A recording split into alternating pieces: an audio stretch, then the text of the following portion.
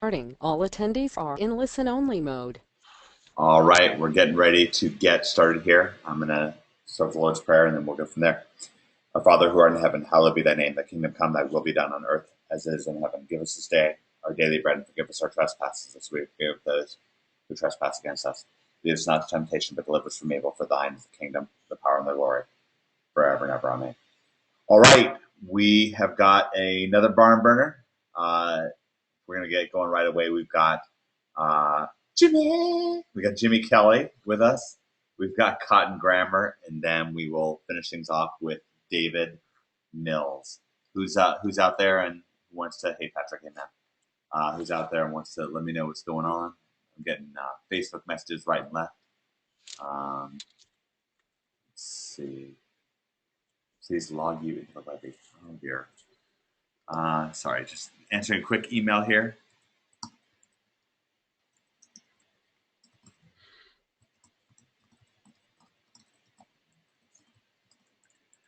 Okay. All right. Okay, so here we are in our Project X. I'm inside of the Project X Spring news area. If you're in the regular Project X, then what you're going to see is pretty similar to me. I want to point out a new module um, that we put in either in late May or early June. If you go to the monetization lesson page, it's right here. And if you click in on the day job killer link from there, then there's a link here that says $50,000 per month. I guess we have to update that, Cotton. You need to slow down. But anyways, this is an acceleration Webby that we had just a couple weeks ago with Cotton. Cotton really spilled the beans, and this freaked people out.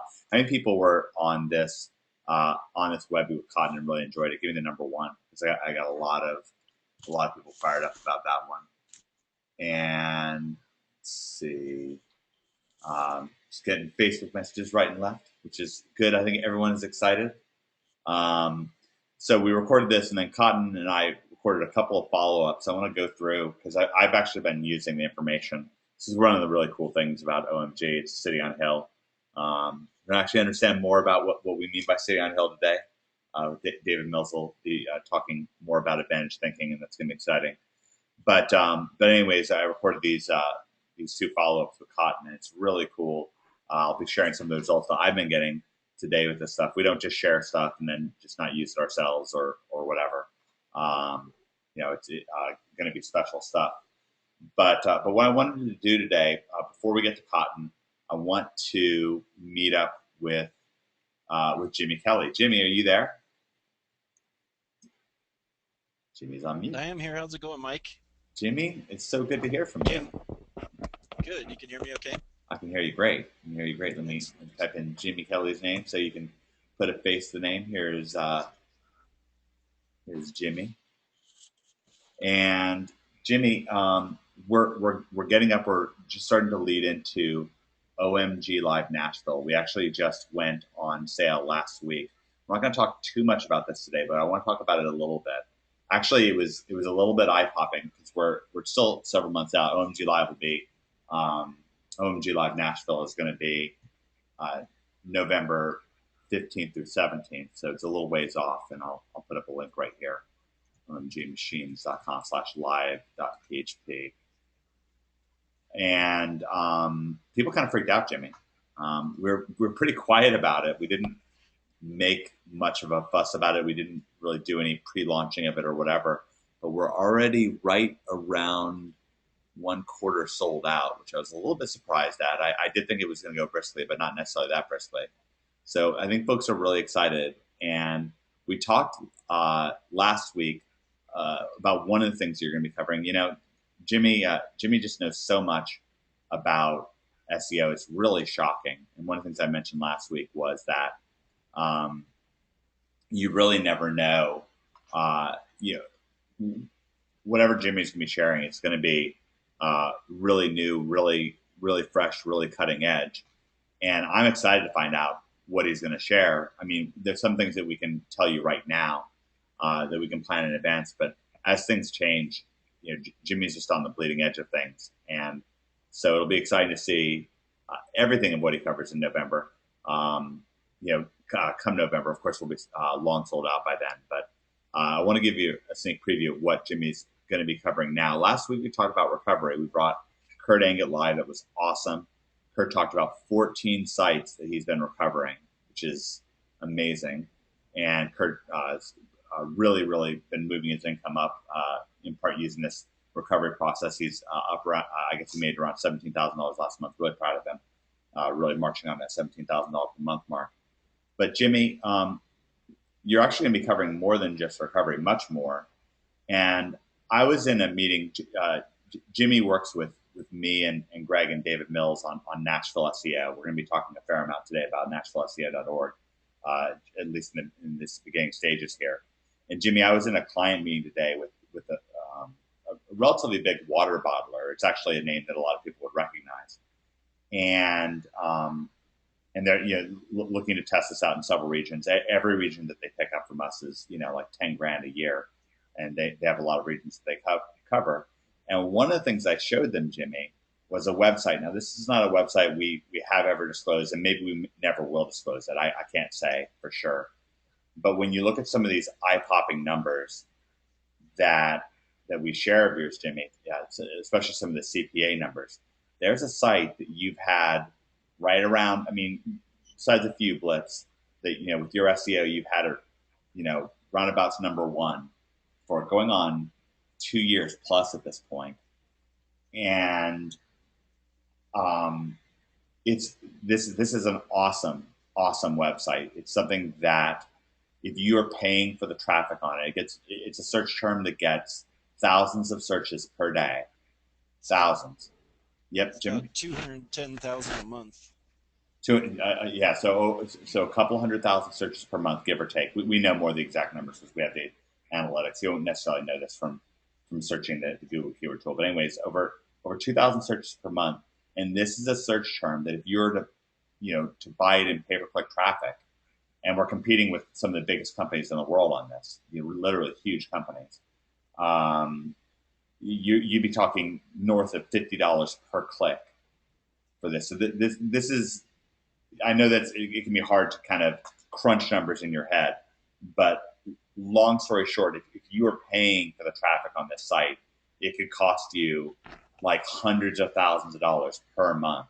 And this site makes roundabouts ballpark about $100,000 per month. It's extraordinary success. And Jimmy, you're going to get into one of the core secrets, perhaps the core secret behind how you were able to take this site and give it such power, such longevity. It involves PBNs, but it's something that you're doing to supercharge PBNs. And we can't cover all that right now. We're not going to. We are going to cover it during OMG Live extensively, and that's going to be exciting. But from a 10,000 foot perspective, what is it that you're doing with your PBNs that just totally differentiating this website and making you able to compete and even trounce these gigantic Fortune 500 businesses with this website? Well, basically, I'm able to do more with less, if that makes sense. I have a screenshot that I took today from one of the projects I just started 2 weeks ago. I don't know if you just want to. Yeah, do you want me to shoot you over the? I don't know if you want me to show it or send it to you, or. Do you want to show it? Do you want me to make you the presenter? Yeah, I can show it.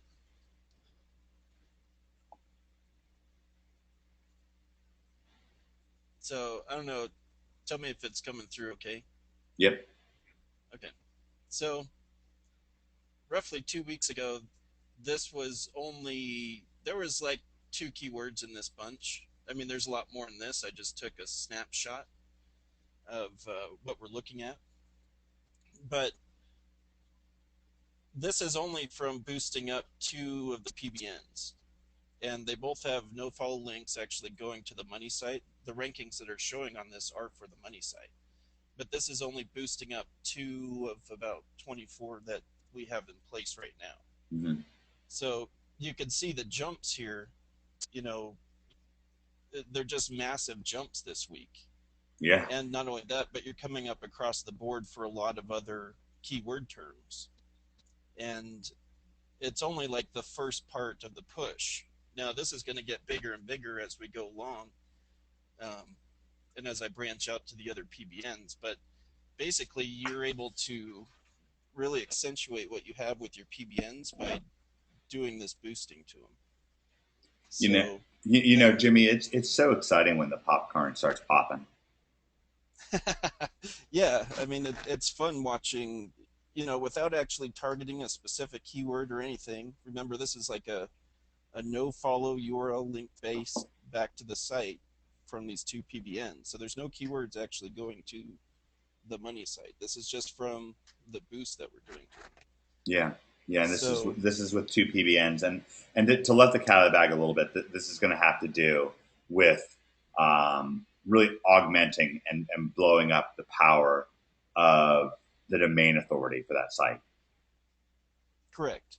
Yeah, it has some things to do with that, but I'll be revealing probably two separate specific footprints that'll be good for implementing this and getting the same kind of reaction on, two of your PBN links.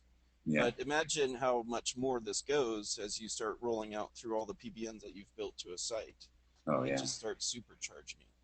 Yeah, yeah, and So, again, this is the kind of thing, Cotton. You're starting to get into some nationally and even globally competitive markets with some of your clients, and I imagine this is the kind of thing that gives you the confidence to say, yeah, I can rank that. absolutely. I mean, this thing is only 2 weeks. This is only about 2 weeks worth of work so far. Yeah, yeah, definitely.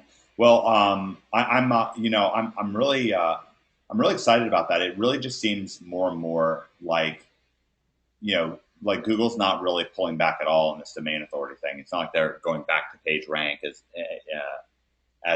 a listing. I mean, domain authority just seems to be be getting more and more powerful. We're seeing private blog networks get to be, I mean, really just more powerful, especially know how to do it, Greg style, and some things that you know how to soup things up. I mean, it's a good time to be an SEO. It's an exciting time. Absolutely. I've also been working on some modifications for the Amazon stuff as well, so Oh that'll be yeah, fun too. but nobody here cares about like that A plus stuff, Amazon plus. Give me the number one if you're excited about Jimmy working on some Amazon plus stuff for OMG Live. Just kind of curious. And I Bob, also John. have developed one other surprise, but I'm not going to let the cat out of the bag on that one. Yeah, That'll yeah. just have to be whoever shows up will find it, but it's going to be, it's super powerful. Yeah, this is exciting. A bunch of people in the audience, a bunch of people that I know are going to be at OMG Live Nashville. Very, very fired up about that. Yeah, it's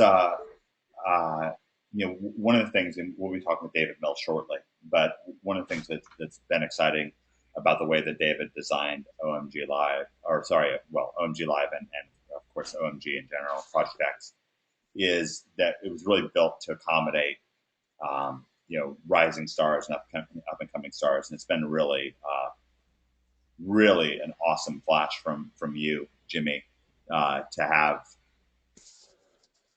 to have the stuff at our disposal. I mean, when I'll tell you this, when I showed you your rankings, the guys, I really thought that his eyeballs were going to pop right straight out of his head. So it was definitely powerful and impressive stuff. Mary says, "Thank you, Jimmy Keller. In my next life, I want to be you." All right, Mary. Mary's actually signed up for OMG Live Nashville, which is going to be really, really cool. See, Jim Usner is in the audience. Also, I think Ann. I thought I saw Ann was in the audience too. She says hello from Central Florida. Well, Jimmy, I got to tell you, it's hard not to. It's really, really hard not to look forward to what you're going to be sharing at OMG Live Nashville. If anyone wants to jump in on it, I've had some questions from people. When's it going to sell out? Is it going to sell out this week, next week, this month? I can't exactly say. I'm not really sure. I know that we haven't really promoted it. We just put it on last week's acceleration webinar, and then a quarter of the tickets are gone now. Maybe that'll slow down a little bit and give people some more time. But anyways, if you want to jump in and if you want to secure your ticket, go to omgmachines.com/live.php. That's where you can join us for OMG Live Nashville, and it's going to be a very, very exciting event. I know Jimmy's looking forward to it. Now, somebody else is going to be at OMG Live Nashville. Let me pull up Cotton here. Cotton was Cotton was one of the people to sign up during the webinar yesterday, or during the webinar last week. Cotton, are you there? Yes, I am. Cotton. So this is exciting for me. We're going to go through some updates. I really like showing real world examples of what you're doing and what you're involved with. And you're going to be at OMG Live. I actually asked you. I actually asked you last week, and I'm very, very excited that you agreed to participate. Cotton signed up, paid for his ticket right during the last acceleration webinar. So this time last week, and I followed up with you this week, and I was like, hey man, I've just had so many people say that they've really been influenced and excited by what you've been sharing, and would you be willing to take the stage at OMG Live Nashville and speak on client acquisition, pricing, and follow through? You're so great at all these things. And Cotton, I was so excited that you said yes. Are you still in? Yeah, absolutely. And one of the things I'm excited about is you and I briefly talk about some of the things that I'm doing right now. And since our last update, some of the new things that I've tested has brought me up to $78,000 a month now. And oh my one gosh. of those and one of those deals is rolling out slowly. It's a network of doctors at an ad agency now that I'm forming a partnership with.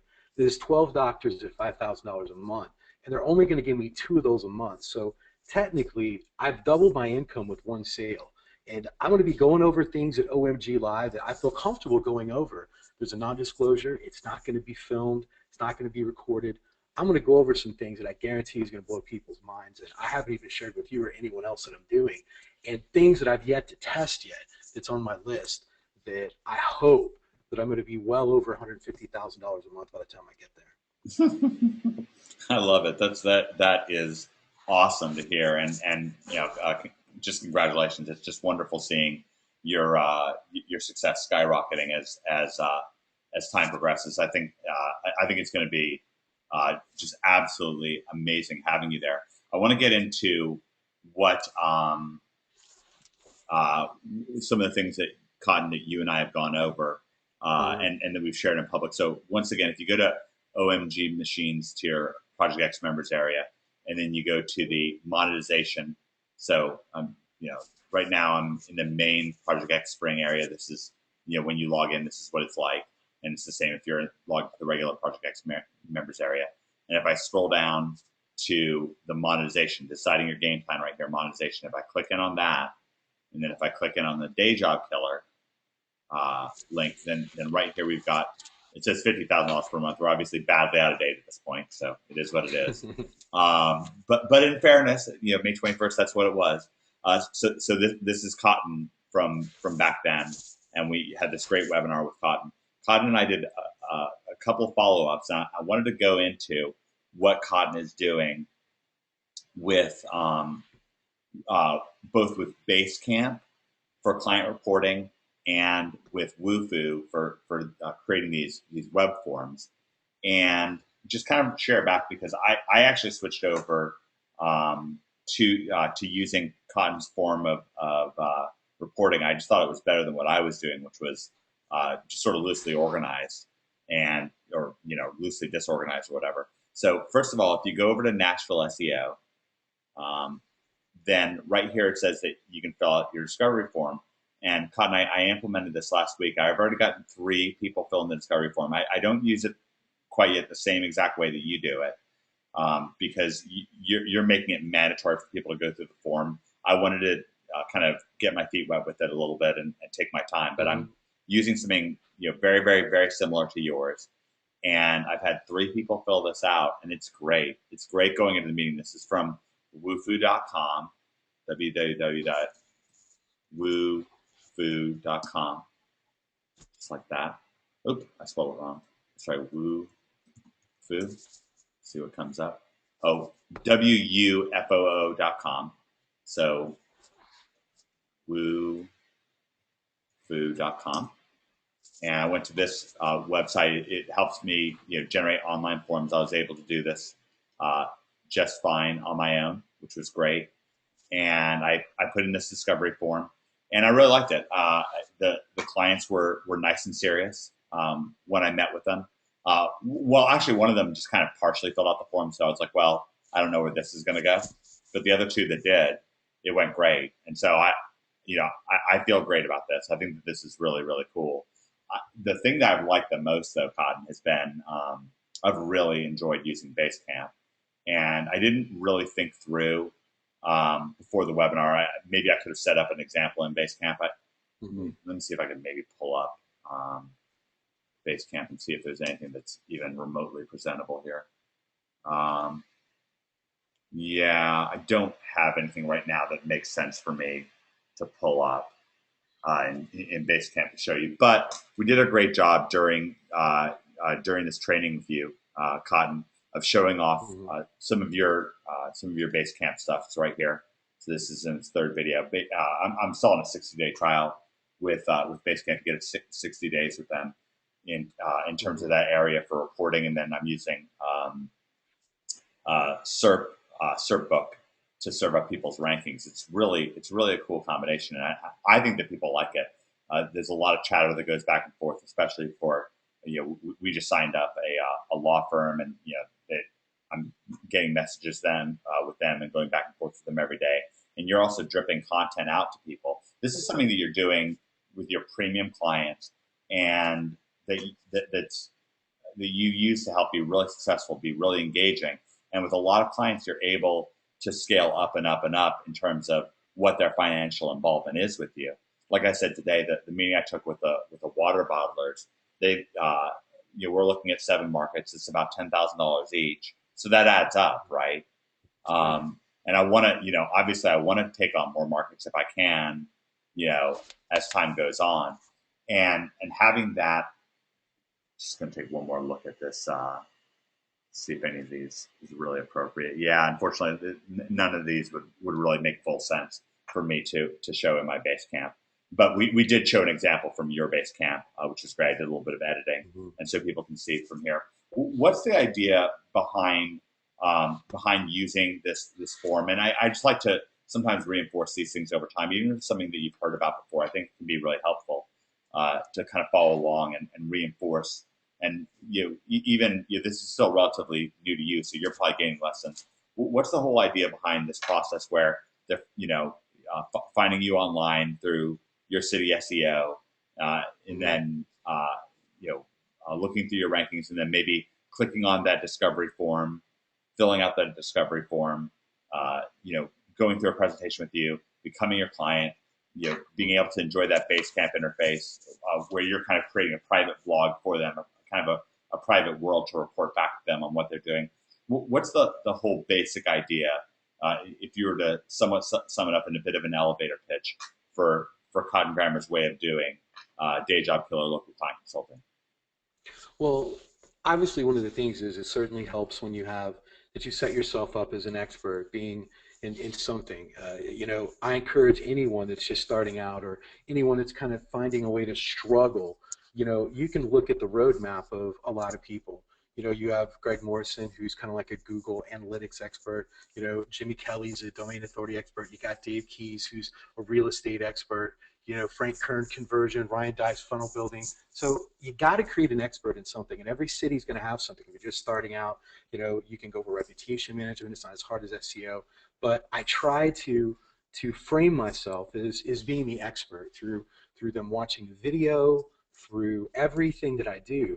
There's little light hints of it. It's always pushed at them that I'm the best at what they do, that they don't have access to Greg Morrison. They don't have an access to a Jimmy Kelly, so I'm the only expert that they're going to be able to get their hands on or even to speak to, and they don't know anyone else that's going to be as good as me to go to.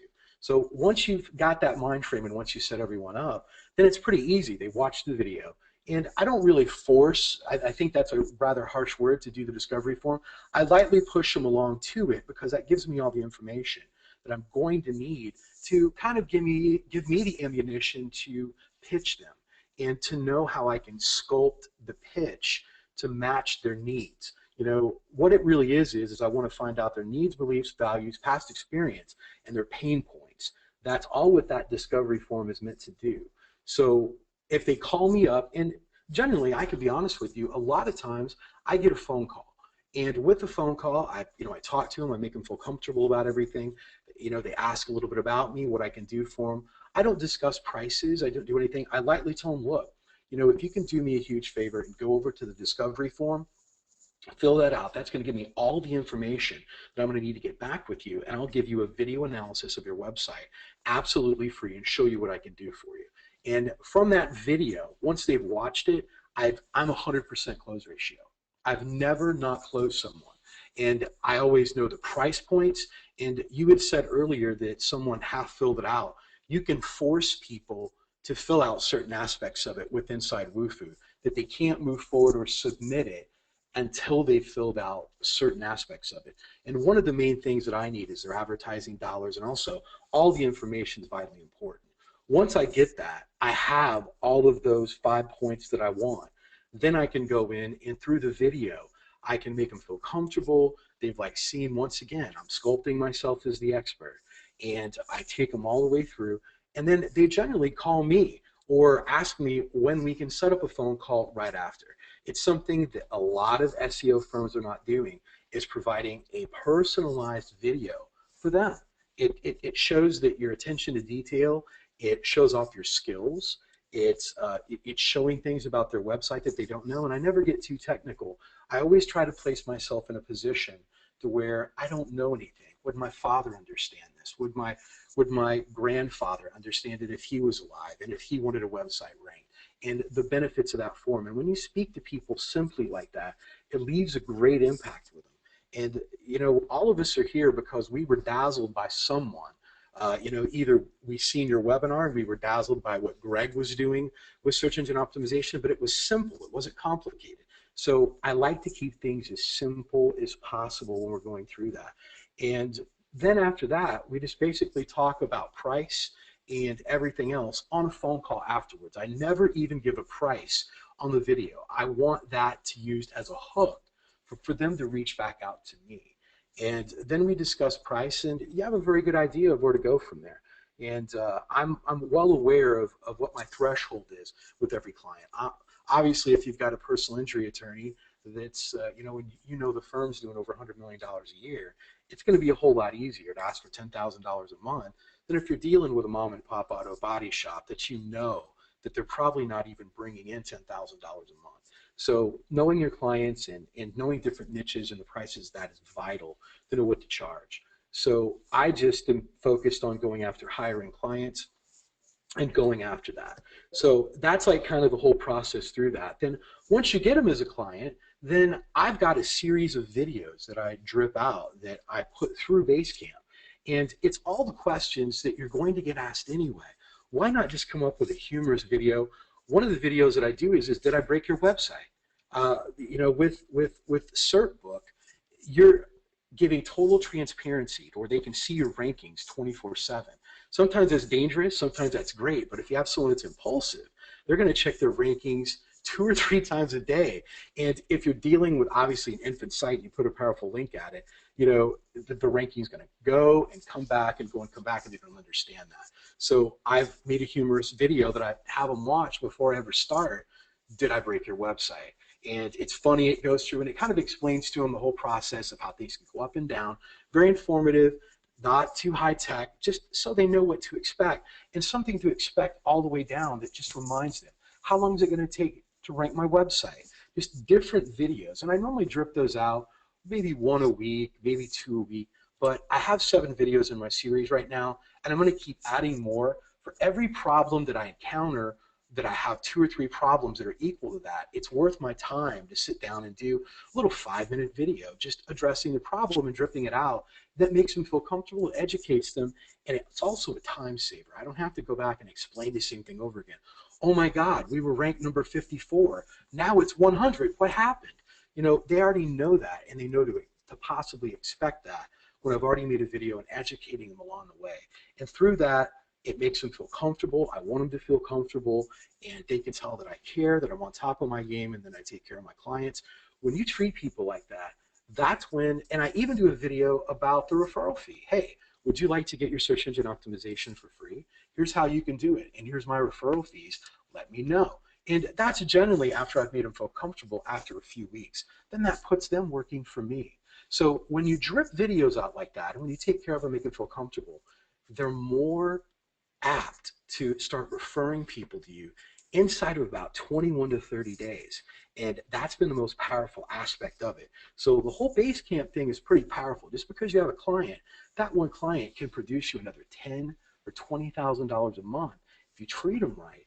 And if you drip the whole process out efficiently and make them feel fantastic, do the whole thing and educated, they're going to tell everyone, oh my God, this guy's holding my hand the whole way. I've never had customer service like this. I feel comfortable about asking any question possible. So that's it in a nutshell right there from the phone call from the My City SEO. Then there's other things that I'll go over at OMG Live about how we can go after massive clients with ad agencies to the biggest web design companies, how you can get your face in front of some of the nation's top CEOs and get them to respond to you. These are some of the things I'm doing right now where there's deals that are a couple months out right now that could possibly just be mind blowers, just like your deal where you could have a $70,000 a month deal over 7 locations. And I've got 7 or 8 of those lined up that I'm working on very slowly, getting them comfortable with all that. So that's kind of the whole process right there. Yeah, I really appreciate the specificity there. Janet wanted to know, and I'll ask a little more. Her question for Cotton: how many minutes on average? Janet, by the way, is coming to OMG Live Nashville. Welcome, Janet. We're so glad to have you. Question for Cotton: how many minutes on average are Cotton's personalized prospect videos? Now we have, just so you know, in your membership area for Project X, you're going to have some examples in the day job killer monetization area. This is something particularly, we just got a wonderful, wonderful amount of information from David Hood in acquisition, pricing, and follow-up, and he actually gave you some examples of a proposal video. So prospect video example 1 and prospect video example 2 from David Hood, and this is in your day job killer monetization area. So that's great. You can get David's perspective. Cotton, when you're putting together a prospect video, generally, what does that come together and look like? What it comes together and looks like is once again, I'd go to Fiverr and I have an intro done that looks amazing. Like if anyone's watched my video, I have intros to all of them and outros to all of them. Just a little effects like that just makes it look like that you've put a lot into it when you really haven't. What I generally do is try to put myself in a position was one of the main reasons I even got to OMG was through Becker. And Becker's one of the best marketers that I've seen in years. And I try to dazzle people through SEO stuff. And as much as you're selling yourself as much as a product, if you can rank them, I go through the website and all that. But at the very end of it, I show them, look, my SEO is so powerful. If you go to St. Louis SEO agency, firm, company, this, that, I have all the #1 positions. This is what I can do for you. And show them different examples of different stuff. But generally, the video probably isn't going to be anywhere from 6 to 10 minutes. They never really are. They're very quick. They're precise and to the point. I just did a personalized video. I was totally unaware of this, and it almost embarrassed me. I had an ad agency contact me out of the blue. I didn't take them very seriously. I looked at their website, and I was doing other things, and I told them that I'd have the video to them on Friday. I shot this video impromptu, and with 10 minutes left to spare before I told them I'd get the video, uploaded it, got them to it. They were so blown away by it that they called me in for a meeting. So it doesn't have to be great. I don't want anyone to think that you have to sit and plan this out or do anything else. Simplicity to me is king. If you're going to sit and talk about domain authority and domain authority stacking and all this other stuff, you're going to lose people. Yeah, I go back to this. Is your dad going to be impressed by this? Is your grandmother going to be impressed by the video if they want to rank a website? Can a newbie that's never, ever had anything to do with search engine optimization be thoroughly impressed with your video? And when I take it that simple and just go with lost revenue and go with how much traffic you can get or how many more leads you can get, that's all found out from the discovery forum and from having a conversation with them either or.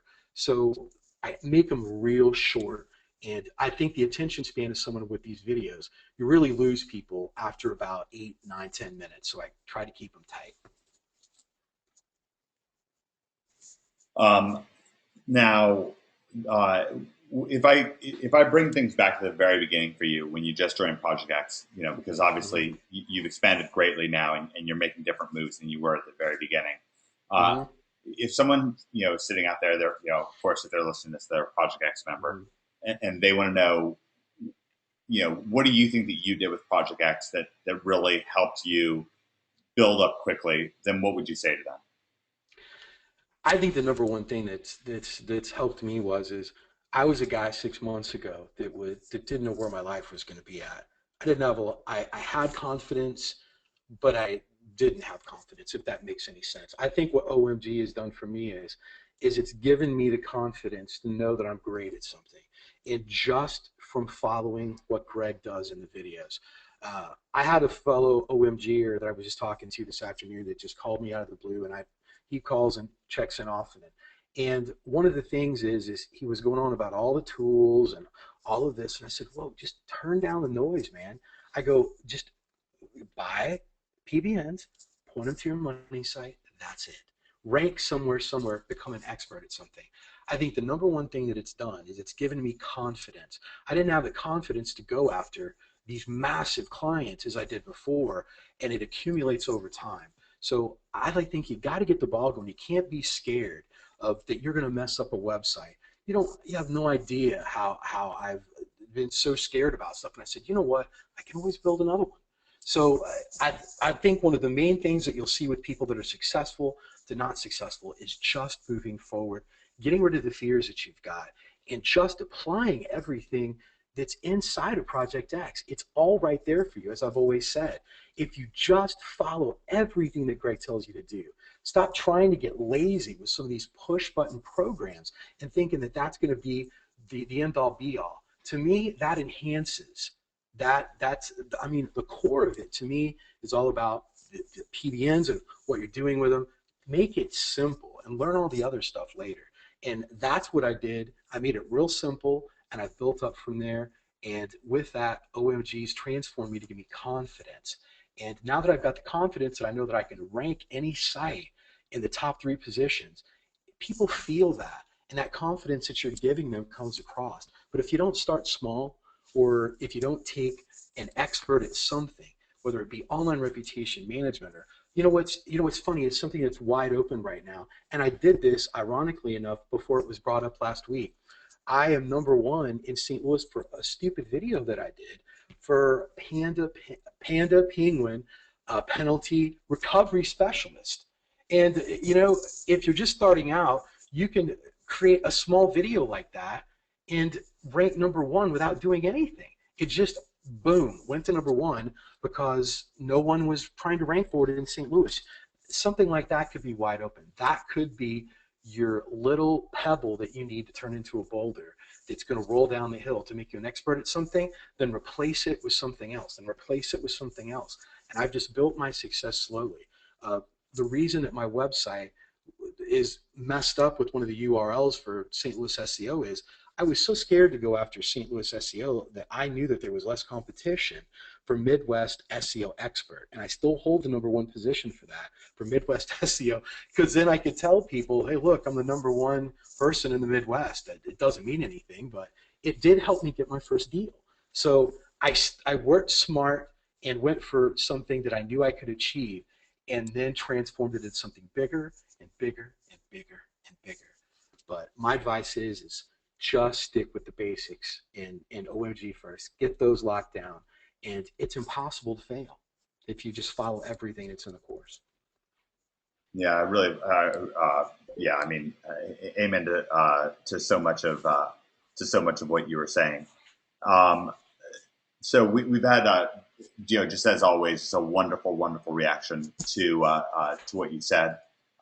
Dave Keys, who was live on last webinar, said, "Hey, Cotton, congrats on the boom. How do you manage scaling your business to the $70,000 plus range? Do you outsource links, hire an in-house manager to manage, or do you manage everything yourself?" You know what? That's a great question, and there's only one other person that I really speak with that I really respect, and he's not in Project X, and he's actually in Houston, and he's doing about $40,000 a month, and I'm so blown away by that because he's figured this all out on his own, and he's so much smarter at me than outsourcing things and everything. Unfortunately, every piece of everything I still do myself. And I'm going to have to change that very soon and have to let go and relinquish some of the stuff I'm doing right now. So everything from putting up the PBNs to finding the expired domains, I buy all those by hand myself. I don't use any outsourcing for anything.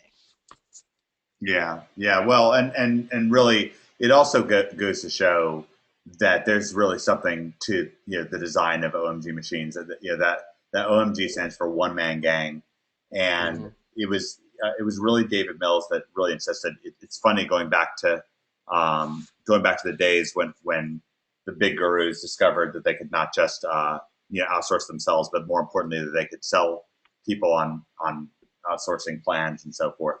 Um, then we were seeing the biggest gurus were marching around and just shouting from the top of their lungs. You mentioned Frank Kern. I remember when Frank did was a bit more of a one man gang. It didn't have a bunch of outsources and stuff like that. And when I asked him Mm-hmm. how he liked having a bunch of outsources and having a bunch of hemorrhaging a bunch of cash from doing it, he didn't look too happy about it. But he drank the Kool Aid, and this is what happens. People become reliant on these outsourcers. I talked to uh, uh, Telman Knudsen, who is running at some point it was hundreds of thousands of dollars per month, and within the space of a few weeks, his entire operation came crumbling down because even though he was bringing in hundreds of thousands of dollars a month, he was also spending hundreds of thousands of dollars a month, and then when revenue started drying up, before you knew it, he was you know not in black ink anymore. He was in red ink, and next thing you know, he was in debt. It's really an extraordinary thing to go from bring in six figures a month, and this is he's not just one cautionary tale. There's just individual Mm-hmm. after individual after individual I've seen run into this, and I think one of the really tremendous things that David Mills has done in designing OMG is not just we are it's just David, and Greg. We don't have any outsourcers. David's wife does our accounting, and it's quite a massive business. It's millions of dollars per year between all the things that we do, especially our coaching, and the things that we're told by guys that are making $50,000 a year or guys that are making $100,000 a year. They're telling us that we don't have time to do the things that we're doing, and that we need to hire somebody else. And just thank goodness we've kept it lean and mean. And I think that the Mm-hmm. outsourcing stuff, it can look magical, and I'm not afraid to hire somebody to do a job. The Mm-hmm. beautiful artwork that you see on omgmachines.com that was created by Mm-hmm. a really just a really tremendous artist. Like an actual painter, drawer kind of guy, and that was great. But then we hired him for a few jobs, and then got the artwork, and then that was that. And it's great. I'm glad that we did. We're glad that we did it. But did we hire like a full time artist to work for us, a full time graphic designer? And if we did, I mean, how much would we have to charge for Project X? I mean, 10,000, 20,000. I mean, not that it's not worth it, but and then we'd be making less profit, and we'd be less motivated to help you out. I mean, let me ask you this, Cotton. Your Mm-hmm. clients, you're the one. There's nobody between you and your clients, so you know they're always getting your best, and you're making all the money from them. When you're getting, let's say, a $5,000 paycheck Mm-hmm. from a client, then how much of that 5,000 goes into your bank account? Actually, all of it. And And how does that make you feel? it makes me feel pretty good. And just to reiterate on the outsourcing, it just scares me a little bit.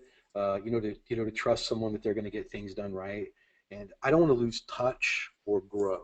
And I think that there will be a certain point that if it gets too big, that I might have to allow certain things that are mundane to let go. But think that when I start hearing people that aren't even doing $3,000, $4,000 a month and they're trying to outsource everything, I think that's real dangerous. Think that it's very important to know how to do everything. I mean, I've know how to do GSA from buying Jimmy Kelly's course. I like know how to do everything from doing something. I think it's real important to know how to do it. I think it's scary to have other people do things that you don't know how to do yet, hoping that they're going to get it done right.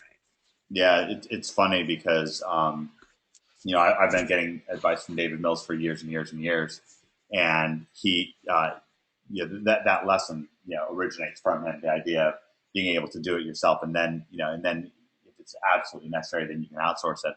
And that I can count the times in the past when just on that one subject when I didn't listen to David, and the amount of money it's cost me has been astronomical, and the heartache and tears, and I really mean it. I mean, just really caused some serious problems. And so I think that one of the things I want people to know is you can still keep it lean and mean and still grow it big. And I mean, we're going to get into advantage thinking today, so I don't, it doesn't make all that much sense for me to kind of bloviate and so forth on, to teach you secondhand David Mills stuff. What I can tell you this is that we're about to bring David Mills live right now. And last week we had a host of individuals come on here. You heard Jimmy come on and say that David might be the smartest man he's ever met, and Jimmy's been obviously exposed to a lot of smart people. You heard from Dave Keys, from Russell Wright, and on David's greatness. And I'll just come out and say this: far and away, my life has been shaped for the better and changed for the better by getting a hold of David's advice, by grabbing it and like a stranglehold. I've got two law of implication videos that are pulled up that are right in front of me you can't see them, but they're on my left hand screen. I have two additional screens that are plugged into this laptop, and the two new videos that just hit your law of implication members area, and they're brilliant. They're absolutely brilliant, and the content of these videos has already changed my life. They're lessons that I got advanced information on, but they by far changed my life, by far skyrocketed my quality of living. Cotton, right now, if you were running an operation that was based on, you talked about fear. It's not that we don't want to run around quaking in our boots, but if that check was coming in for $5,000 and you knew that a bunch of that money was going to get dispersed to outsourcers and to a graphic designer and all this kind of stuff, it wouldn't be the same thing for you. I mean, you wouldn't have the same peace of mind. You wouldn't be fired up about it nearly as much. And you mentioned even fear. I mean, can you walk us through what that would be like right now if you had several employees working for you or outsourcers? If you just kind of try to imagine, I know it's a little bit of an interesting exercise, but this is kind of one of the core lessons from OMG as David designed it. I think that's an amazing question because I place myself in that very same position. I'm in a position right now where I'm making enough money to where I could hire employees, and it's pretty scary. I mean, I've had people ask me, even my parents, my girlfriend, why are you trying to do this all yourself? And I'm like, because I can. And I don't know why.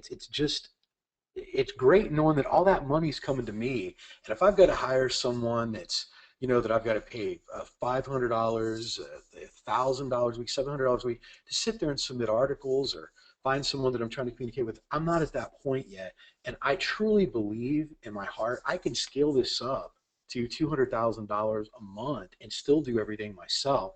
And there comes to be a certain point to where how much money do I really need and what is enough for me and what isn't. So, I just think that it's kind of diluting the punch, if they could say, if I'm selling people and if they're getting a shoddy type of SEO, or if I'm selling people, telling them how great our customer services are, and it's not at the level that I know it should be, it's not the same product, and it's going to be not the same result. So when you dilute it down like that, I think you lose some of the impact that you're giving to your clients and what they've learned to expect and what they've heard from past clients of why they're with you.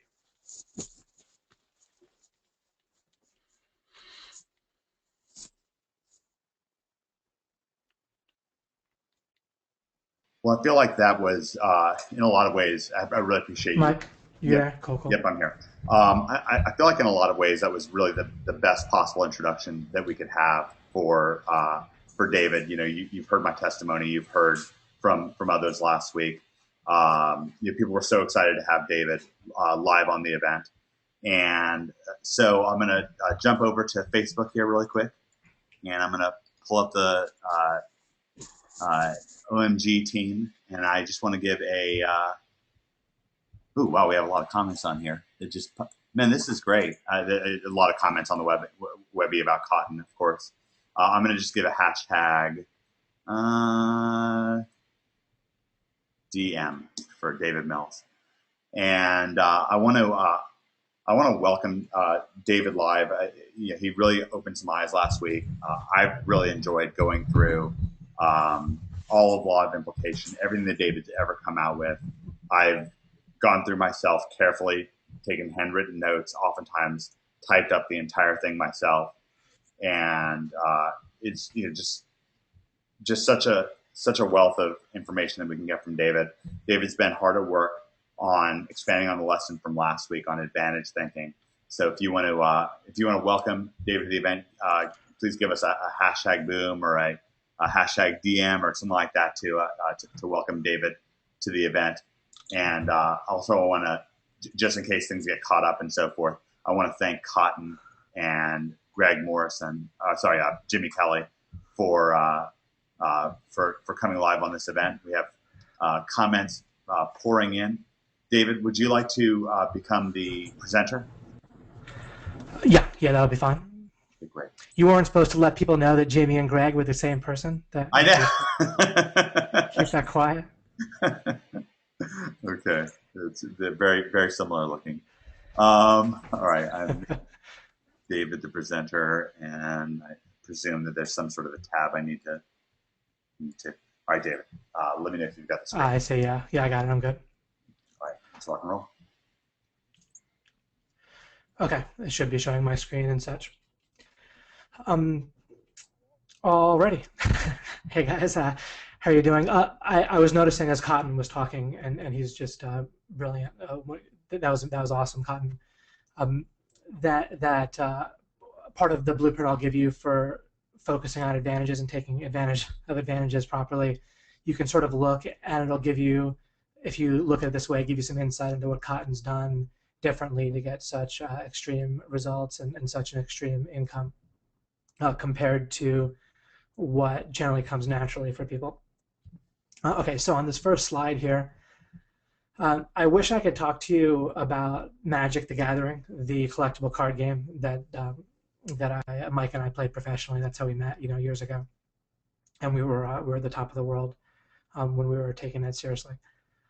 But one of the things that really helped when we taught strategy for that was one of our first money-making websites that we did, was that like 8 or 9 years ago. And we had a book that we made, like an ebook with videos that helped teach me. We got really good results in people improving tremendously. And we had an idea that we called, or I called, a semi-soft lock. And so a hard lock in a strategy in this type of game is when you have your opponent fully at a point when he can't do anything, and you're definitely going to win. The idea of a soft lock would be something where you basically, it's pretty much impossible to lose, but you possibly could, but you pretty much can't if you just play well. And I introduced people to, and that was in people's vocabulary already. But then I came up with a kind of coined a term called a semi-soft lock, which is these advantages that they might occur at a much earlier point in the game, or they're a lot harder to spot generally if you're not looking for them. But there's certain things that can happen, and you can imagine this in a sports game as well or something. I don't know.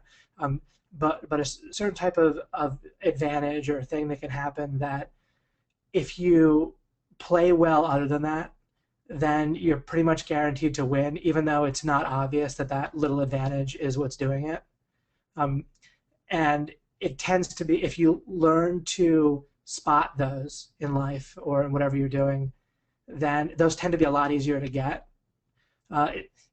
it's a little bit like there's examples all over the place, but so a little bit like what Cotton was talking about ranking for a fairly easy term to build some confidence. If you rank for a reasonable but very doable term in your city, then it's a little bit like what I'm talking about, where it's not like a hard lock on, it doesn't guarantee you $100,000 a month, right, or even $10,000 a month by doing that. An example of a hard lock for something like that would be where you have an ironclad contract, right, for that sort of thing. A sort of idea of a soft lock on $10,000 a month would be that you have a few pretty good clients that if you deal with them well, then they'll pay you that. But this idea of just ranking for a reasonable but fairly easy term for your hometown, if you then play well, so to speak, if you then perform well and do things at a good level, that's all the advantage you really need. If you kind of parlay that, if you use it and design around it and build on it and so forth to get to 100,000, right? In essence, that's what Cotton did. Was he started, as he said, doing something that would give him some confidence and a place to start, and then just kind of keep working with that advantage from there. And then as that advantage gets ingrained, then you can have a new breakthrough, a new advantage, and keep on building on that and grow and grow.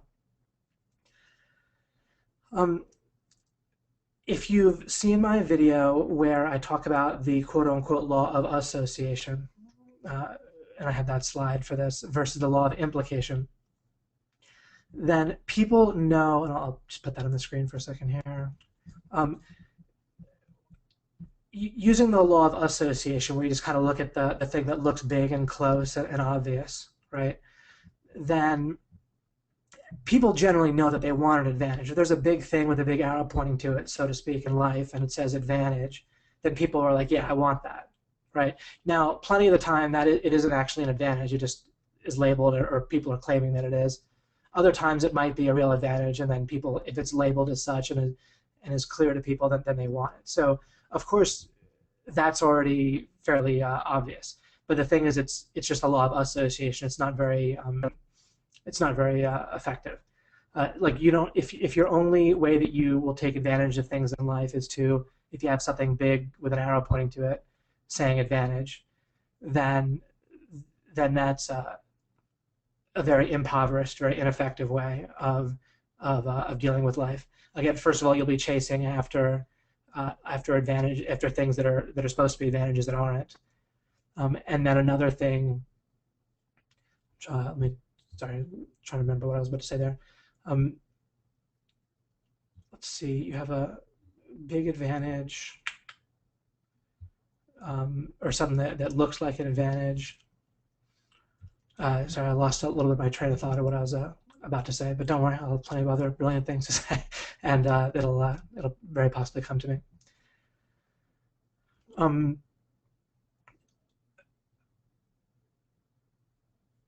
Sorry, it was the tip of my tongue again. Anyway, the way people are normally trying to deal with advantages is that they, instead of really focusing on them, they're thinking too much in terms of time, effort, or what they hope. So if you want to achieve a result, and it can help, again, to think about why is it that Cotton is so successful. And OMGers are very successful on average, but it's not like everyone is making Cotton-type money, right? 70K or so a month, going on more. So it's generally what people do is that we have these mental models in our mind, and we're often hardly aware of them. They're kind of semi-conscious. They often don't come to our conscious attention. They might never come to our conscious attention, but they're mental models that our brain is using. And if you think about how people are paid, for example, we're paid, like, in most cases, people are paid like hourly or weekly, right? And so the idea is that time is what is worth a lot. It's what brings results, right? And people think in terms of effort often. We're often trained in school to think that effort counts for something. Or often you can imagine if someone's planning a business or they're trying to get a particular type of romantic partner or whatever it might be, a lot of what they talk about is I hope for this to happen, I hope for that to happen, here's what I think, here's what I hope to have happen, I hope to rank this site, I hope to get a client, hope this, hope that. And so our thinking is cluttered and complicated by a number of distractions, and instead we can simplify things. Our mind, and so I want to help you change your mental model. That again, it might be mostly subconscious, but you can see some of the symptoms of it to know that you probably have this to some degree.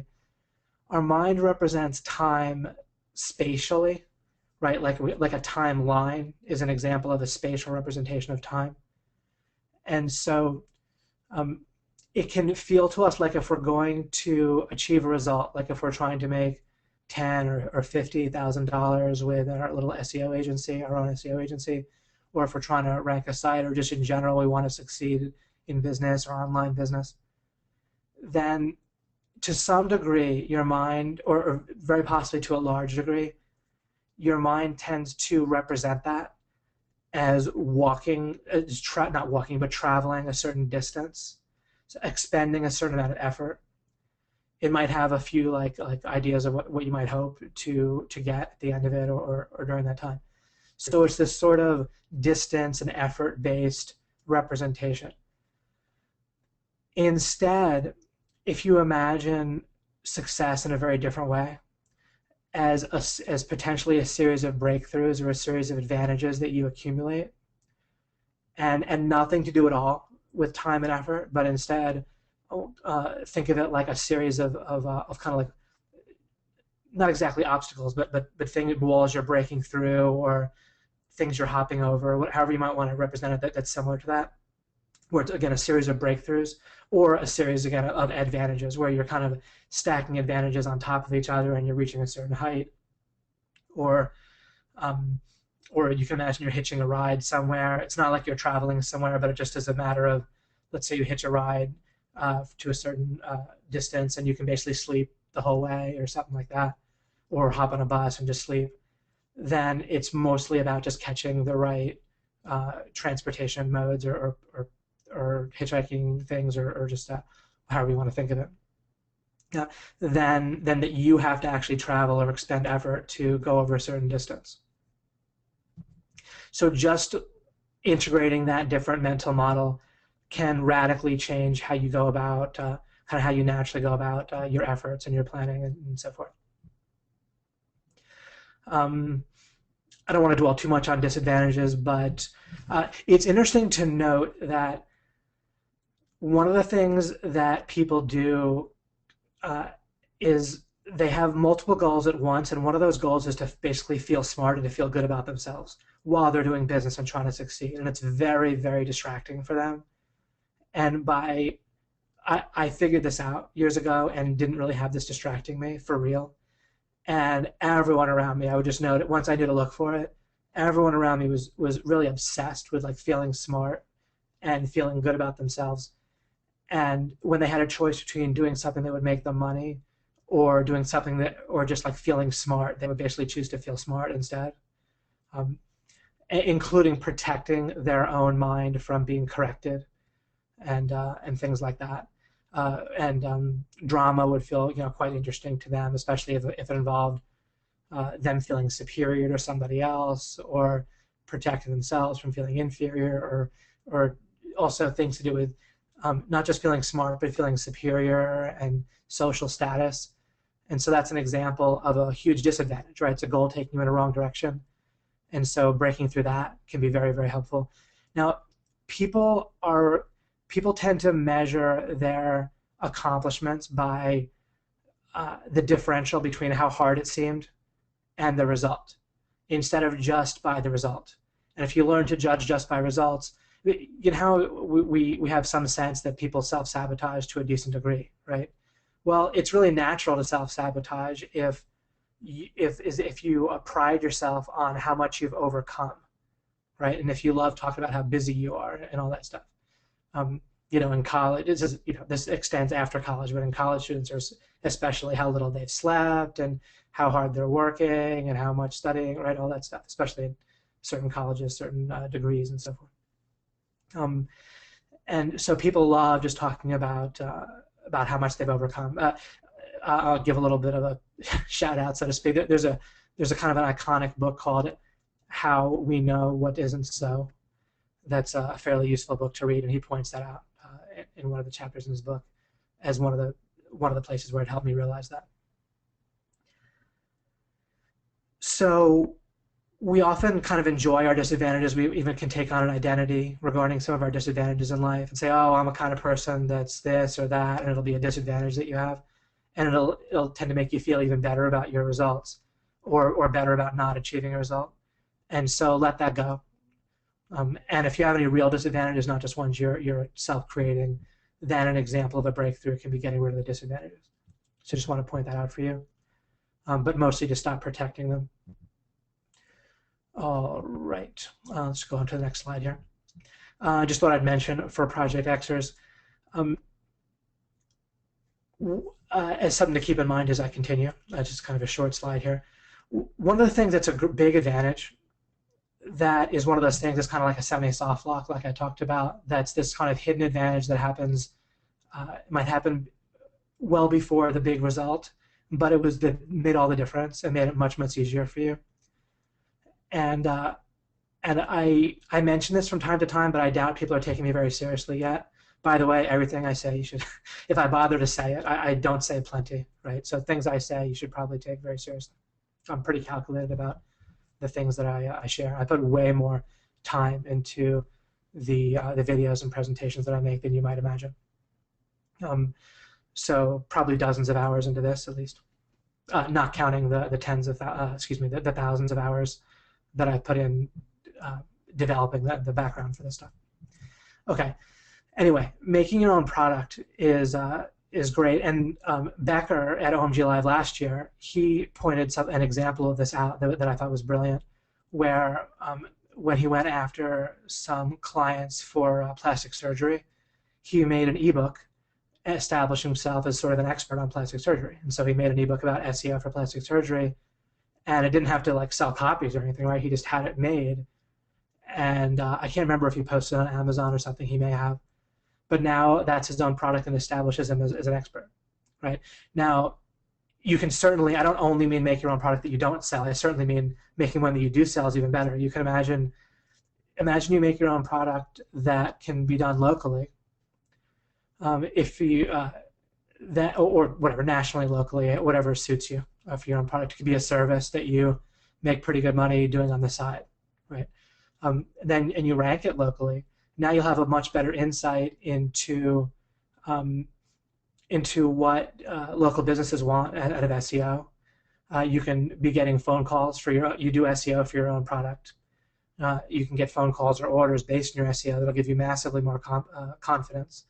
You will be making money. Maybe you'll make a tremendous amount of money, and you'll start to learn how to make your own product.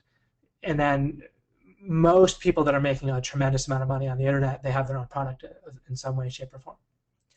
Now, when you have your own SEO agency, like so many OMGers do and like Cotton does, that is your own product as well. But you can have a product on top of that if you want, just depending. You don't need that particular advantage. But I want to point out to you that if you're looking for an advantage, there's a very great potential one. And then Project X itself is a tremendous advantage, and so is you have me. You have the law of implication, and it's an extraordinary advantage in life to have that. Let me go on with talk a little bit more, one more slide about advantage types, and then I'll get onto a blueprint taking advantage to deal with advantages. Advantage types, some examples of advantage types. Right? This might cover everything in a sense, but at least it kind of gets it more tangible for you. People, including the ability to JV with people or be an exclusive source of a market of a product from a manufacturer or people, or a job opportunity with somebody, or in the case for me, being able to work with Mike and separately being able to work with Greg. People are an example of advantages. and I'll get to the blueprint on how to be most prepared and spot and deal with this as they come up. Access to specialized experience or research. So, for example, with Greg's a person, but also what you get with Project X with him is he has specialized knowledge, right, and specialized experience. When there's a Google update or just seeing what works and how to make money with SEO, then what he has access to and what he shares with us gives you an advantage over everyone that doesn't have that or something comparable to that, which is most everybody, including most everybody doing SEO, doesn't have someone like Greg. That's why it's so easy to compete in your city with people that are not Project Xers. Excuse me. And also you can have idea breakthroughs that are advantages, right? You're trying to figure something out in your life, or you come to understand something, and so forth. So ideas can be. All right, let's take a look at a little bit of a blueprint about how this all works. Okay. When you don't yet have an advantage in a particular area, be it online business or dealing with relationships or whatever it might be, investing, right? I don't really have much of an advantage when it comes to investing, so I don't go crazy with it. I'm pretty conservative with what I do. So, as an example, when you don't have a clear advantage, then the first thing is you want to become an initiate, right? This applies to both breakthroughs and advantages, which are breakthroughs are maybe a bit of a subset of advantages, or at least a related concept. Becoming an initiate means that you are learning the sort of the basics, and then even more, the basics, intermediate, even sort of expert-ish level stuff. Cotton was this way. When he came to OMG, he was really ready to spot and take advantage of the great advantage that it is, because he was an initiate. He had taken coaching from other sources.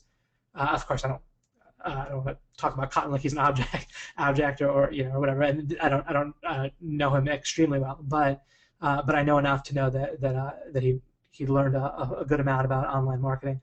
From what I understand, he wasn't really making money before OMG, but he followed this exact blueprint essentially in terms of becoming an initiate. So he was prepared both to see the advantage and to take advantage of it.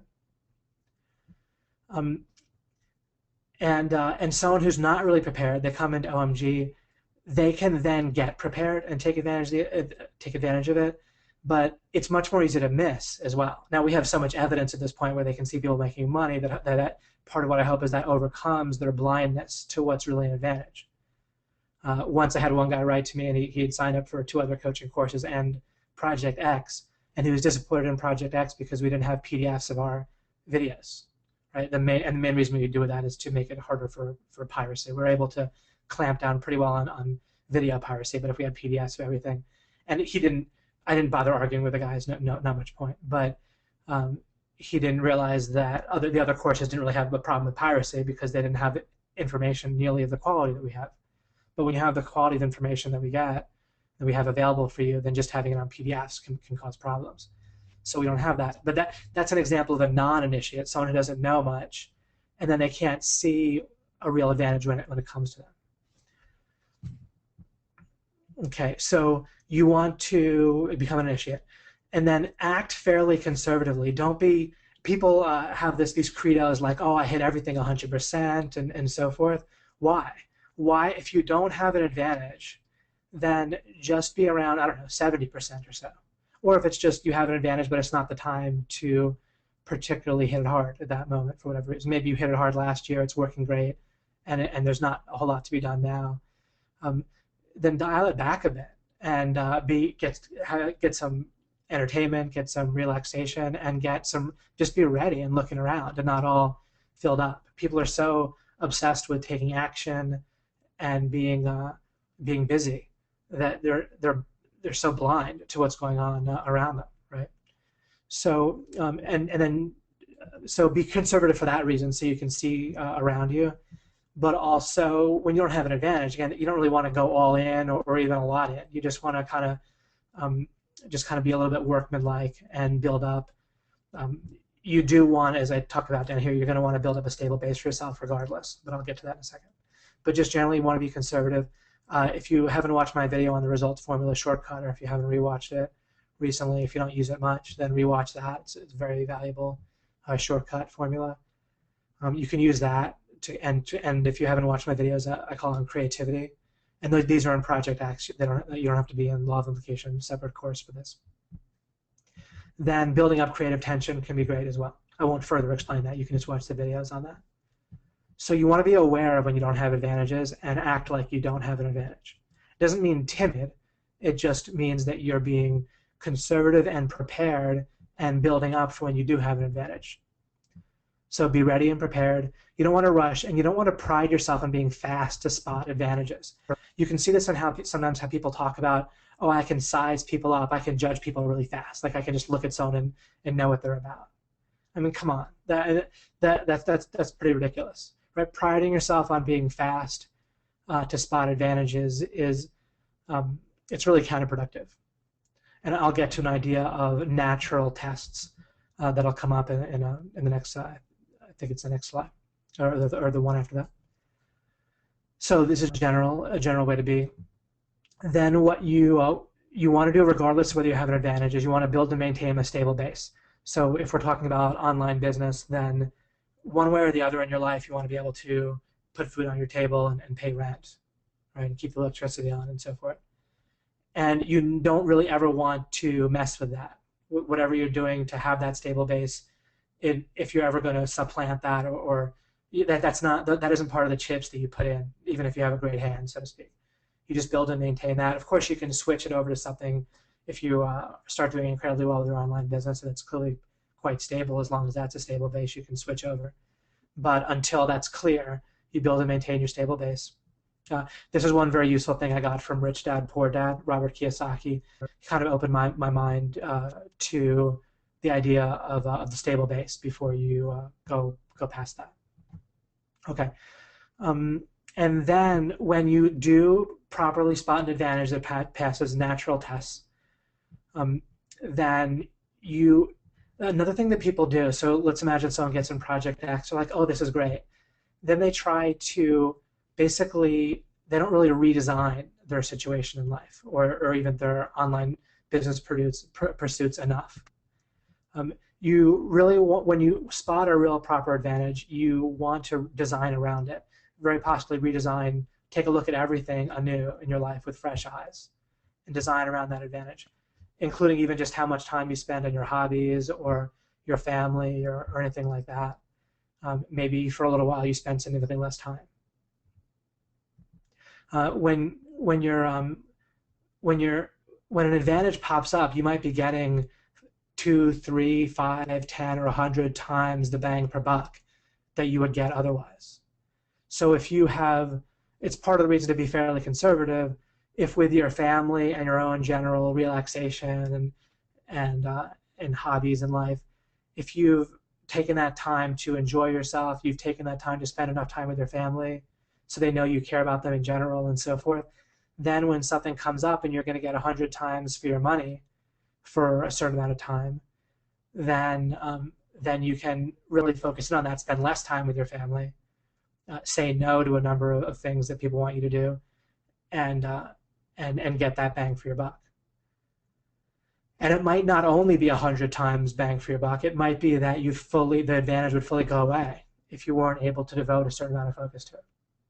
When the opportunity came along to work with Greg, then Greg's the kind of person where he performs at a very high level, and if the people that are working with him aren't keeping pace with him, he's not really going to want to keep working with them very closely, right? It just naturally makes sense. And so I wanted to make sure to keep pace with them fully when I'm working with them. That doesn't take a whole lot for me now, but for about a year, I was working nonstop. Not because Greg was trying to push me or make me work. I just wanted to make sure I was doing my part to make sure everything was going to work, and that's what it took at that time.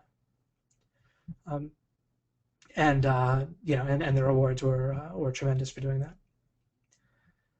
But I've watched with both Mike and Greg where I was pretty much the only person to treat either of them in the way that I did, and to keep pace with them.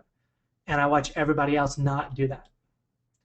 And so I'm hoping that I'm explaining this well, because I see this in area after area in life and in all the strategy games I play. it's overwhelmingly common for people to not operate in the way that I'm attempting to explain how I operate and attempting to explain how people tend to operate wrongly by default. Now, let's focus in on natural tests here. That's really a really important concept. People will tend to do two things. Let me see if I thought I had. Oh, here. There's false advantages. See if I. Okay, let me stick with the slide for a second. All right, so here's the way it works. Let's take Greg, and let's say Greg seems like a great opportunity. I don't pride myself on, ooh, I spot Greg so fast, I'm so sure it's a good opportunity, I'm all in. I didn't operate that way. I didn't think that I was necessarily right or whatever. If we were going to build what would become OMG machines, then a certain number of things naturally have to happen first. And some of those Greg would have to do, right? Some I would have to do, some Mike would have to do. But whatever things Greg would have to do, then we figure those things out, and then those natural stepping stones. And then if he does a good job with those, then of course, then he's passing these natural tests. And so I'm not trying to test anyone. It's just that naturally we'll see whether it's really an advantage or whether it just seemed like one. Because plenty of time in life, a person or an idea that comes to our mind about this great idea for business or whatever it might be, or a product, right? Which is product is often claiming to be that here when I said access to specialized experience or research, right? This is typically what a product is when you're being marketed like an online marketing product. So, and that'll be it'll be marketed as this terrific advantage, right? Whether they use the word advantage or not, to some degree, they're clearly marketing it that way. And plenty of people buy products that are not real advantages. And so how's that happening? And what people are doing is, I switched to another slide here, but there's going to be something big and appealing about, there's going to be an initial thing that makes it look like it might be a nice advantage, right? But that just gets something to the point where you start to look at it and see if it passed natural tests. Now, what people will also do is make unnatural tests. This is particularly easy to see in dating, right? People will kind of test the person that they're dating by acting bitchy, and they don't even maybe realize they're doing it. Sometimes they do, sometimes they don't. Or people really want to know if the person's committed to them or likes them or whatever, and they'll do the equivalent of picking up a plant that's growing when it's just starting to grow and uprooting it, and to see how, if it's growing fast enough, right? And which of course will in a lot of cases harm the plant. So they want to have, hear affirmations that the person really likes them, or they want the person to have sex with them just to prove again and again, just to prove that that the person likes them. And so they make these kind of unnatural tests, and these unnatural tests aren't helpful, right? Because for any number of reasons, but they tend to set the whole situation up for failure. And if they're ever spotted as an unnatural test, then that reflects badly. Plus, if tests are spotted because they're unnatural, people can game them, right? People can, the test subject, so to speak, the potential advantage, can realize it's a test and focus in and pass it. But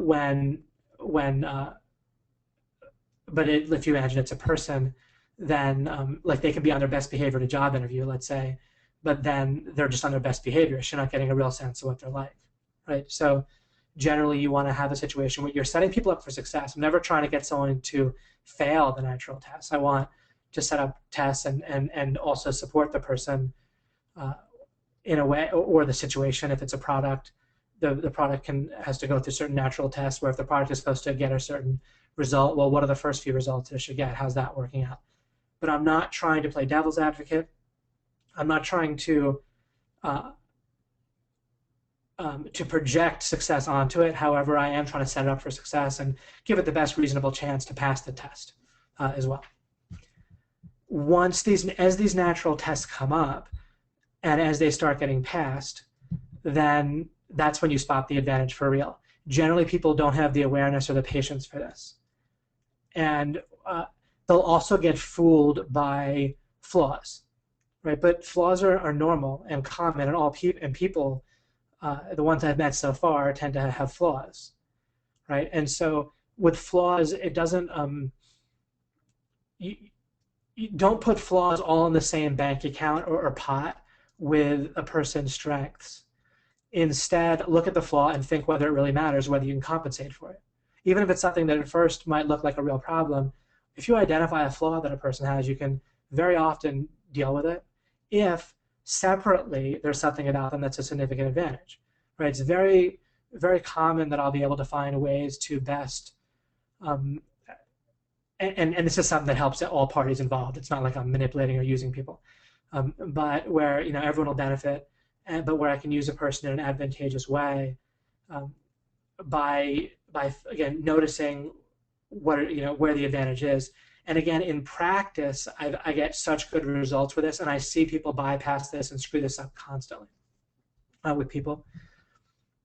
So just focusing on these natural tests. The other thing that people do is beware of the halo effect.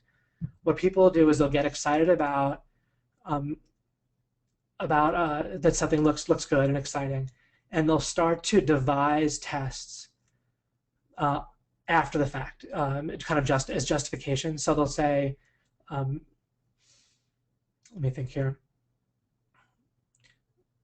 You can see this with years and years ago. I did some network marketing, right? Like Amway, and there's a company called Free Life, and they have their spiel on why it's like the best business opportunity because there's no employees and there's low overhead and the products are there for you and whatever else.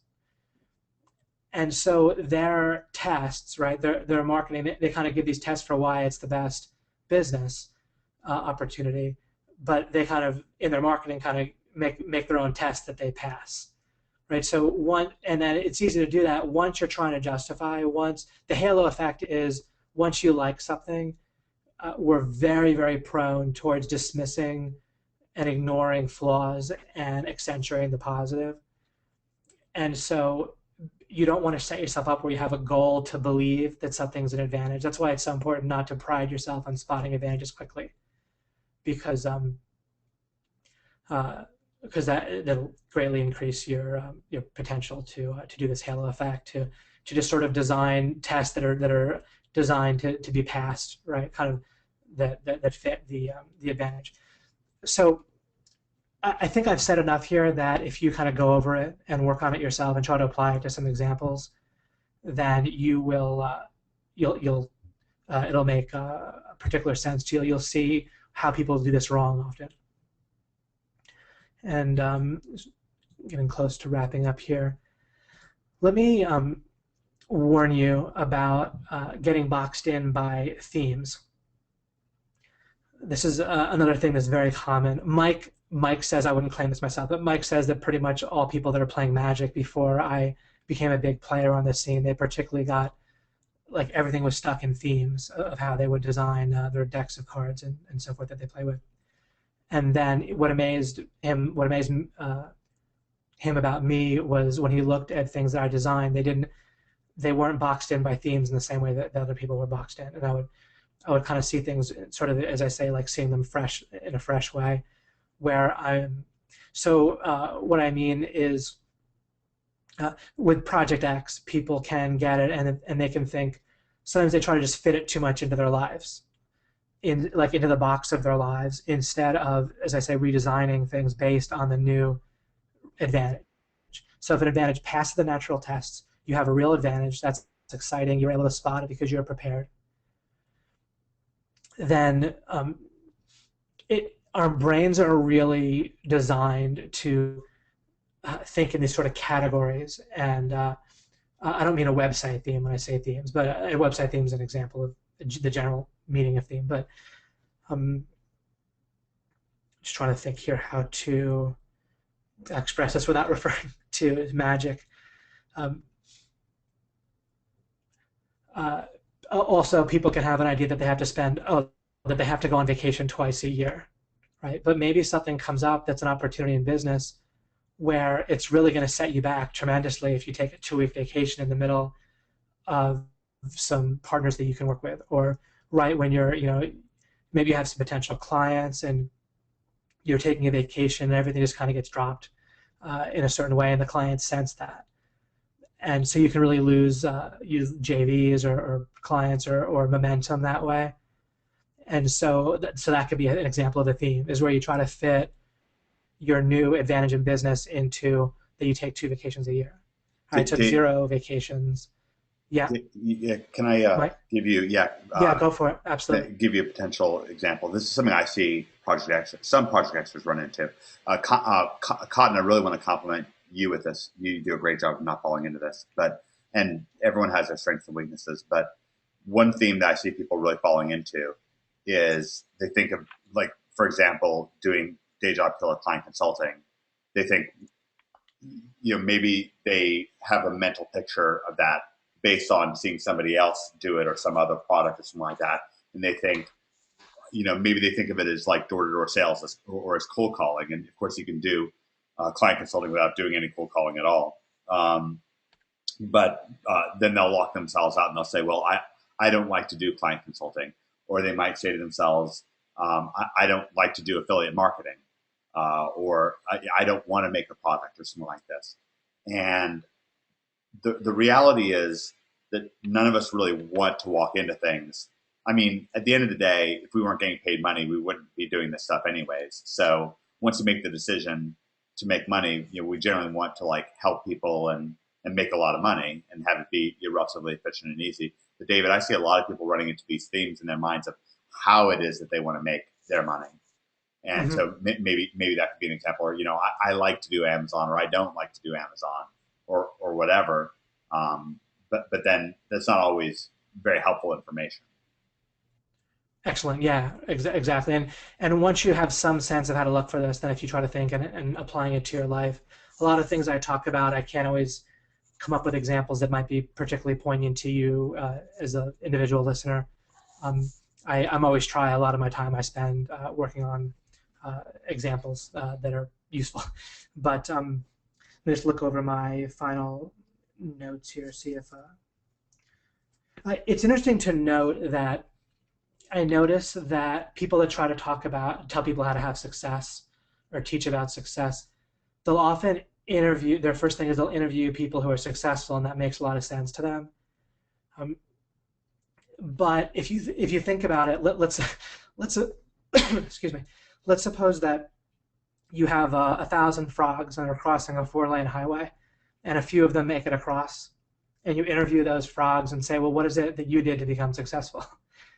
Then what are the frogs going to say? Oh, well, I just focused on the end. I told myself I could do it. I told myself not to be afraid, and I got there, right? And that shows the fallacy of just interviewing people that are successful and ask them why they were successful. I had this business and I decided to go all in. I put in all my chips. Or if you ask a poker player how they won a particular tournament, right? I had a winning hand and I went all in, right? They might say. I'm not saying they would all say that, but actually, if you go all in every time you have a decent advantage, then you're going to bust at some point. Even if you have a 90% chance. So you don't really need to go all in. It's foolish in most every case. Unless, if you're going to, and I say this to give a useful, it's a little bit of an extreme example, but useful to see when the only time you'd want to go all in is if, you owe the mafia $100,000, the only possible way to get it is to go all in, then you go all in.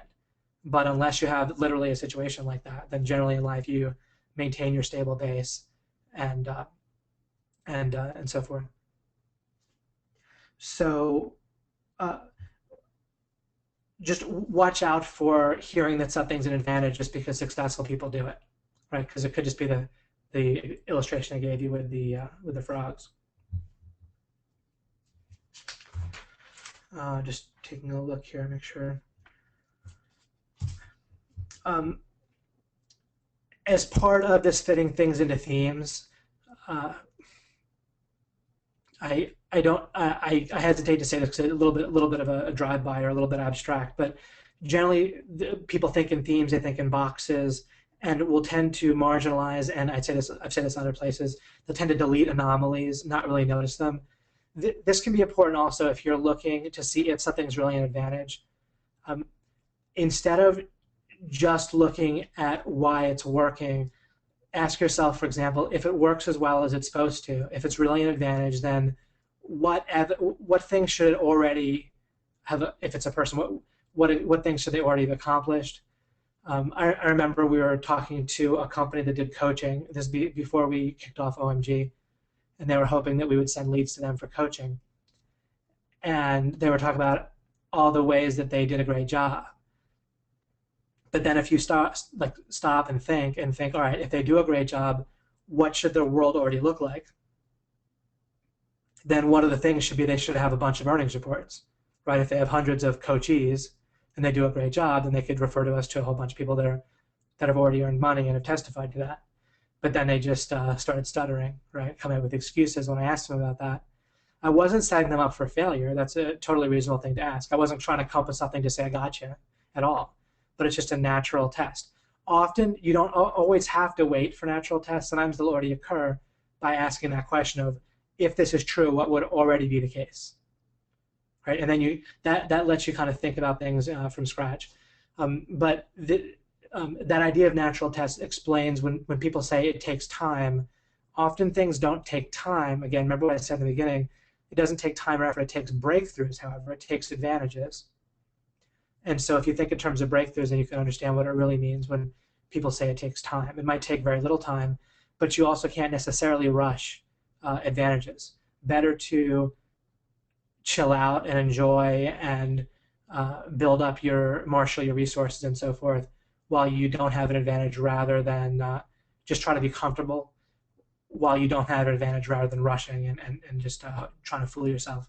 Another thing people do is they tend to just try to convince themselves that they already have an advantage by virtue of just being an amazing person or being so smart, or, if they can do it, I can do it, sort of thing. Well, maybe if someone else can do it, you can't do it without having the proper advantage and method, right? Maybe even if the person looks fairly normal, maybe they did had some advantages that you're not seeing.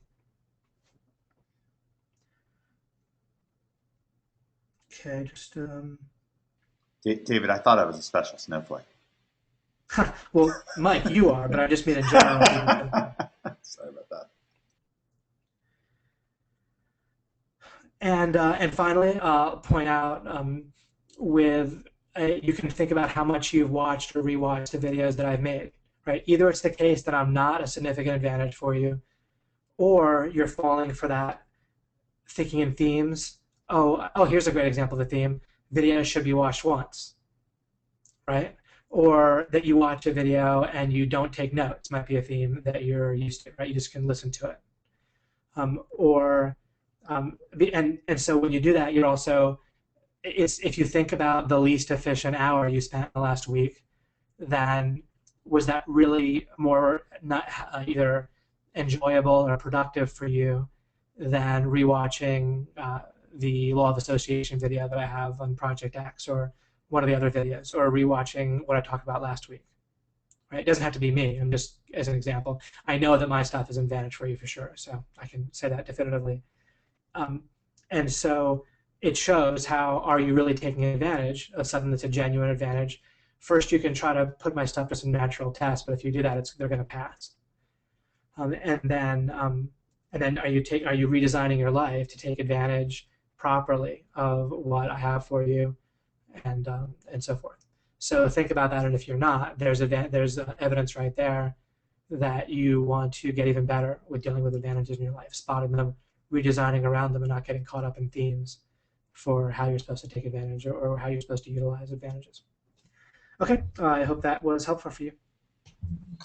All right, David. I'm out of here. I'm kidding. I'll actually look at the question box. You're gonna enjoy it. Let me see if there's. You're gonna your head may swell up, but with good reason. Good. I wanted to bring just in case. Yeah. I wanted to bring just Scott. In case there's actual questions, is what I meant. Go ahead, Mike. Bring them on. I wanted to bring Scott Schaff live. Scott, I'll pull up Scott's little Facebook page. Oh, there's some pretty good comments actually. I told you. Scott, are you there? See here, just a second. Do you hear me? I do hear you. I do hear you, Oh, Scott. excellent. All right, cool. I'm trying to get Scott. back. I was doing some work in the background, so I had to find you. So we had Scott. Scott, you made a comment. This is the epitome of thinking outside of the box. I love this style of thinking. And by the way, congratulations, Scott picked up his ticket to OMG Live Nashville. Yeah, buddy. So that's exciting. You actually were there when David was first revealing the law of implication at OMG Live, which is something that kind of happened significantly off the cuff. And of course, absolutely, as we know, you've had absolutely extraordinary success since then. What's the thinking behind the comment that you made here? This is the epitome of thinking outside of the box. I love this style of thinking. Just not getting stuck in your own little world or somebody else's little world of, hey, this is working for now and this is going to work forever. It's just being open to new ideas and new opportunities. And it can be difficult sometimes, but there's a fine line there as well.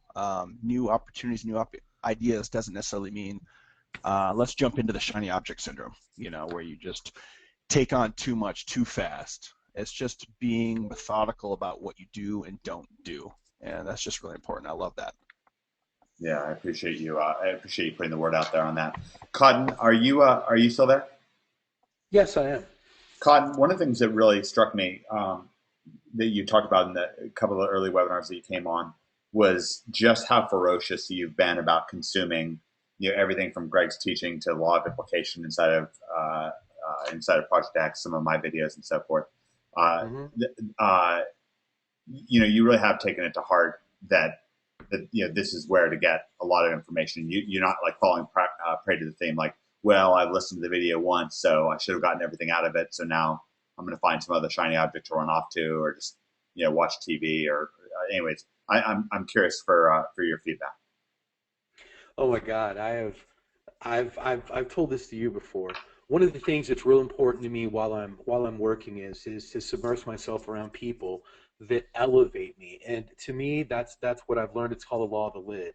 By listening to people that are more successful than me, you, Greg, Jimmy Kelly, Russell Wright, Sue Bell, anybody, that elevates me. There's always something that I can pull out differently that I never did before, especially with the law of implication, especially through one of Greg's videos, one of your videos where you're talking about something.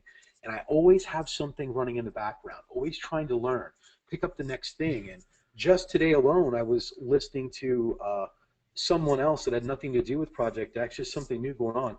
I got the most brilliant marketing idea, and it didn't have anything to do with SEO. I just realized I could apply it over. So, and I have probably listened to every video in Project X at least 4 or 5 times. And wow. Some of the Greg's videos and the law of implication, I probably listened to at least 7 or 8 times. I have it going when I'm running instead of music, and pull one thing out of it. There's so much stuff there that for you to just listen to it once, you're not getting the full spectrum of everything that you can pull out of it. Yeah, that's extraordinary. Nice, that's great. Yeah, I'm the same way. There hasn't been anything that David's created that I haven't ultimately been through a dozen times each, and still to this day, I'm sure I can go back to any of them and pull enormous insight out of it. So Cotton and Scott, I really appreciate your guys' point of view. Really glad that you guys are going to be joining us at OMG Live Nashville. It's going to be great. Yeah, looking forward to it. I'll try, Mike, to at least answer a question or so. Please do. Janet asked, she said, can I comment on an advantage in one area of life and how or if that translates into other areas of life? Well, take the idea of I figured out both what to look for in terms of someone who I would marry, and I also figured out some of the key things to do, such as, to kind of put it simply, like being attentive, let's say, being able to be attentive in a certain way. So by figuring out, let's say, to be attentive, and what that really means, I talk in more depth about that in the law of implication relationship section. But that was able to get me, and I also, again, figured out what I was looking for, which is roughly, besides chemistry, someone that was interested in trying to understand things enough to be happy rather than generally there's a lot of inertia to trying to understand things because it means changing your mind and so forth. And people often just get upset at that concept. But when I met my wife, the person who would become my wife 10 years ago, Olia, then she really stood out for me in terms of what I was looking for in terms of trying to understand things and be happy and what would make us happy and so forth. So that gave me a great advantage, knowing what to look for and then understanding how to attract and keep someone once I met them. And then right after that, I really exploded in terms of how much money I started making. So it applied to other areas of life because it gave me like confidence. It gave me the lack of like I wasn't nearly as distracted as a lot of other people were when they're like if they're not in a stable relationship. It's a lot more difficult to not for everyone, but for plenty of people, it's a lot harder to not be distracted and to focus in. And also because it was such a stable relationship, it was once again I was able to really focus in and do what I needed to do when I needed to do it for my business without getting pulled away and getting undermined by my home life. And so it was kind of a calm, stable place. And so that translated into a very significant business advantage. And I could see because, at that time when I was around 30, most of the other guys around me were pretty unstable with their relationship situation. I'll tell you this, it was absolute mayhem. And David's, if anything, massively under exaggerating. In my life, the chaos in my life, and then, unfortunately, most of the gurus that you may have heard of mention one of them, you guys, going through divorces and a lot of drug use. And I'm not condoning or condemning it. I'm just saying that it was chaos is chaos and unhappiness is unhappiness. And David Mills back then was an absolute rock. Not that he is now, but I want to kind of point that out. I also want to put the word out that David's not kidding in the slightest when it comes to attentiveness. I know somebody in this room with me would definitely agree with me on this. I mean, it's just the absolute unfair advantage. Great. So that I just thought I'd answer that question as it came up, just as an example, and that's all. All right, great. All right, I want to thank everybody for jumping live. Robert was asking really quickly, is OMG Live a training or more of an opportunity to network? It's both, Robert. It is high degree training. It's stuff that's outside of the purview of Project X, but works very well with Project X. The networking is non-parallel because it's just an extraordinary event. It's OMG's a city on a hill. It's a place where friends come together in Providence. It's a place where personal property is very much respected and appreciated, and it's become an unbelievably beneficial environment. So it's an extraordinary event. I want to thank everybody for jumping live. Jimmy Kelly, are you still there? We haven't heard from Jimmy since the very beginning, so I wanted to give Jimmy the chance to close things out. I'm here, Mike. Jimmy! Can you hear me okay? I can hear you good, Jimmy.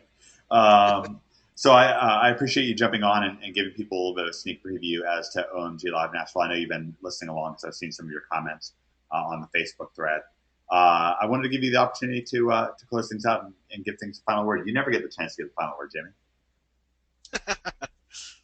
Yeah, I'd say don't overcomplicate things. That's my advice for this week. Just do it. Just do it, huh? Well, of course, if you're wondering what to just do, then you can jump in on your law of implication training, and that's a wonderful way to go. And you can jump in and join us for OMG Live Nashville. So I want to thank everybody for jumping live with us. Thank you, Jimmy. Thank you, Cotton. Thank you, Scott. Scott's obviously been a massive inspiration to people. Was making zero when he was at OMG Live Nashville last year, and this year as he signed up, he's making over $20,000 a month. Obviously, extraordinary stuff. Cotton, been an absolute pleasure. So glad that you joined us for Project X, and I know that people have been really fired up by what you're sharing. Great stuff in the comment box.